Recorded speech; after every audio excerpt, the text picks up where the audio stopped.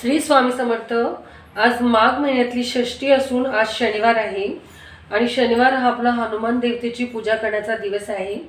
भगवान हनुमानाची सेवा आपण करू शकतो। आज त्यांच्या मंदिरात जाऊन त्यांना सेंदूर लावू शकतो, रुईच्या पानांची माळ घालू शकतो, तिळाच्या तेलाचा दिवा, मोहरीच्या तेलाचा दिवा लावू शकतो।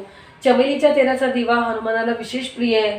आपल्या काही अडीअडचणी असतील, संकट असतील तर आपण त्यांना तेलाचा दिवा लावल्याने आपल्या त्या अडचणी दूर होतात, शत्रुबाधा दूर होते, कलह घरामध्ये जे असतात ते नाहीसे होतात।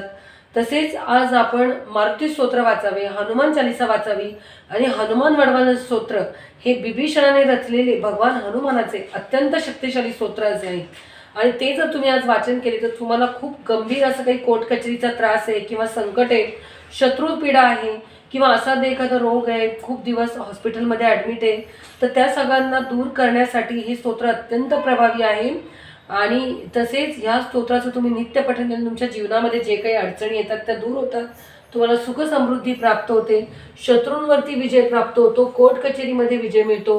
तसेच कोणी तुमच्यावरती काळी जादू केली असेल किंवा तंत्र मंत्र केला असेल तर त्या वाईट नजरेपासून सुद्धा तुमची सुरक्षा होते आणि तुम्हाला विशेष काही मानसिक आजार असेल, तणाव असेल तर तो दूर होतो आणि तुमचं शारीरिक आरोग्य वाढतं। तरी तुम्ही आज हनुमान वडवान स्तोत्र नक्की वाचा। तुम्हाला काही अनुभव आले असतील तर आम्हाला नक्की सांगा। श्री स्वामी समर्थ।